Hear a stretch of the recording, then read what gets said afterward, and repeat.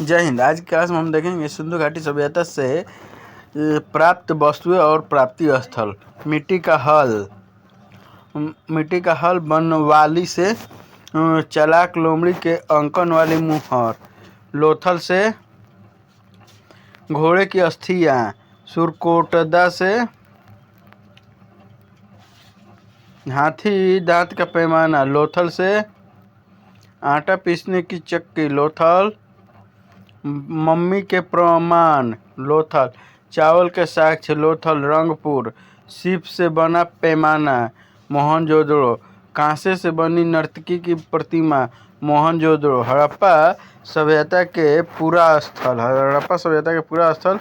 पूरा स्थल स्थान, हड़प्पा सभ्यता का सर्वाधिक पश्चिमी पूरा स्थल, सतकागेंडोर बलूचिस्तान सर्वाधिक पूर्वी पूरा स्थल, आलमगीरपुर मेरठ सर्वाधिक उत्तर पूरा स्थल, मांडा जम्मू कश्मीर सर्वाधिक दक्षिणी पूरा स्थल, दायमाबाद महाराष्ट्र।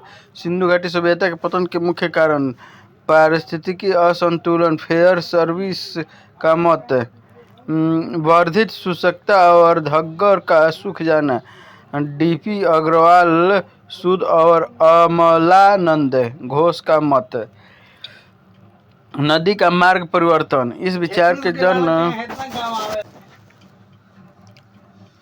नदी मार्ग का परिवर्तन इस विचार का जनक माधव स्वरूप वत्स है।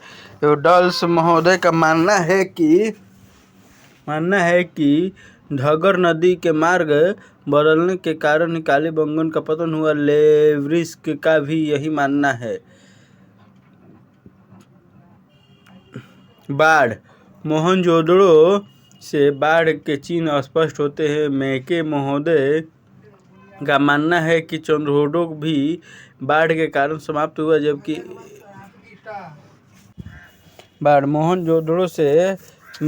मोहनजोदड़ो से बाढ़ के चिन्ह स्पष्ट होते हैं। मैके महोदय का मानना है कि चंद्रहोडो से भी बाढ़ के कारण समाप्त हुआ है, जबकि एस.आर. राव का मानना है कि लोथल और भागवत राव में 2 बार भीषण बाढ़ आई।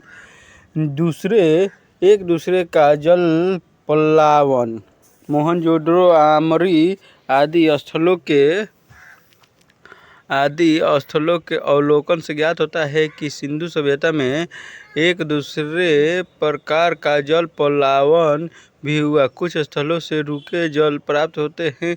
इस विचार के प्रतिपादक एम.आर. साहनी हैं। एक अमेरिकी जल वैज्ञानिक आर.एल. राइक्स भी इस मत की पुष्टि करते हैं और यह कहते हैं कि संभवतः भूकंप के कारण ऐसा हुआ। बाह्य आक्रमण, 1934 में गार्डन चाइल्ड ने आर्यों के आक्रमण का मुद्दा उठाया। मॉर्टिमर व्हीलर ने 1946 में इस मत की पुष्टि की। इस मत के पक्ष में निम्नलिखित साक्ष्य प्रस्तुत हुए हैं। बलूचिस्तान के नाल और डाबरकोट आदि क्षेत्रों से अग्निकांड के साक्ष्य मिलते हैं। मोहनजोदड़ो से बच्चे, स्त्री और पुरुषों के कंकाल प्राप्त होते हैं। ऋग्वेद में हरियूपिया शब्द प्रयुक्त हुआ है। इसका पहचान आधुनिक हड़प्पा के रूप में हुई। इंद्र को पुरंदर अर्थात किलों को तोड़ने वाला कहा गया है।